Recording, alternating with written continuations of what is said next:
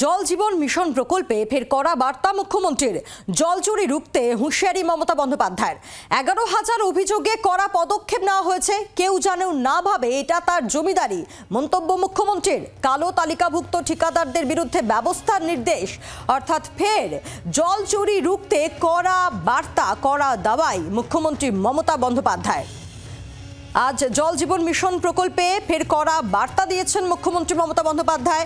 জল চুরি রুখতে নজরদারি বাড়াতে হবে, সেই বার্তাও দিয়েছেন তিনি।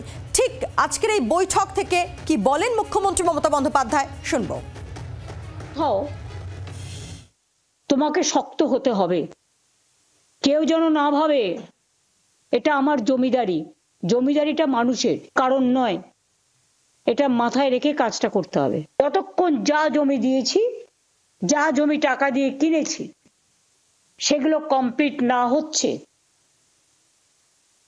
ততক্ষণ আমি আর নতুন কোনো জমি দেব না, আর টাকাও আর দেব না। যে কন্ট্রাক্টর টাকা পকেটে রেখেছে তাকে খরচ করতে হবে। আর ব্ল্যাক লিস্টেড কন্ট্রাক্টররা দেখে নাও, একজন কন্ট্রাক্টর একই এলাকায় কটা স্কিমে কাজ করছে। কথা বলবো, টেলিফোনে রয়েছেন প্রতিনিধি প্রবীর চক্রবর্তী। প্রবীর, জল চুরি রুখতে ফের কড়া দাওয়াই মুখ্যমন্ত্রী মমতা বন্দ্যোপাধ্যায়। দেখো, আজকে মুখ্যমন্ত্রী মমতা বন্দ্যোপাধ্যায় একদম কড়া মনোভাব দেখিয়েছেন। এই যে বাড়ি বাড়ি জল প্রকল্প, সে জল বাড়ি বাড়ি যাওয়ার আগে বা বাড়ি বাড়ি পৌঁছানোর আগে কোথাও কৃষিকাজে, কোথাও পোলট্রি ফার্মে, কোথাও হ্যাচারি, বিভিন্ন জায়গায় ব্যবহার হচ্ছে। এটা একটা বিষয়। পাশাপাশি দাঁড়িয়ে ঠিকাদাররা ঠিক করে কাজ করেনি, অথচ কেন তাদের আগে থেকে টাকা দিয়ে দেওয়া হয়েছে সেই প্রশ্ন তুলেছেন। এবং ঠিকাদারদের টাকা আজকে থেকে অ্যাডভান্স বা বন্ধ করে দেওয়ার নির্দেশ দিয়েছেন মুখ্যমন্ত্রী মমতা বন্দ্যোপাধ্যায়। এবং যে সমস্ত ঠিকাদার ঠিকঠাক কাজ করেনি তাদের বিরুদ্ধে আইনি ব্যবস্থা নেওয়ারও নির্দেশ দিয়েছেন মুখ্যমন্ত্রী। এবং পাশাপাশি দাঁড়িয়ে জেলা শাসক থেকে শুরু করে এসপি সবাইকে আরো করা হতে বলেছেন, যে কোথাও কোথাও করা হতে হবে। এইভাবে এত বড় প্রকল্প চলতে পারে না।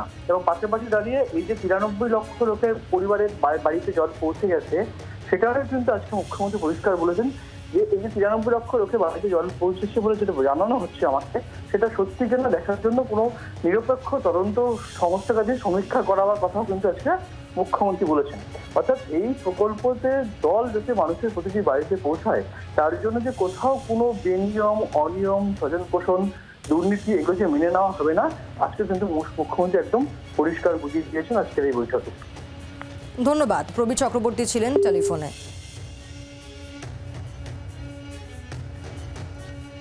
কালো তালিকাভুক্ত ঠিকাদারদের বিরুদ্ধে কড়া ব্যবস্থা নেওয়ার নির্দেশও দিয়েছেন আজ বৈঠক থেকে মুখ্যমন্ত্রী মমতা বন্দ্যোপাধ্যায়, শুনবো।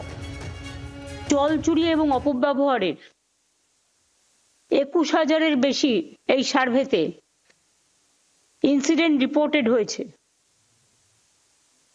500 এফআইআর লজ হয়েছে গভর্নমেন্টের পক্ষ থেকে, ডিপার্টমেন্টের পক্ষ থেকে। আমাদের কাছে জল সংক্রান্ত, পানীয় জল সংক্রান্ত কোনো অভিযোগ এলে সেটা দ্রুততার সাথে নিষ্পত্তিও করা হচ্ছে।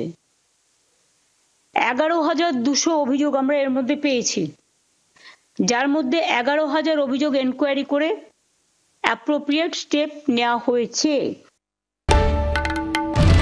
বাংলার আওয়াজ, বাঙালির আবেগ, জি 24 ঘন্টা।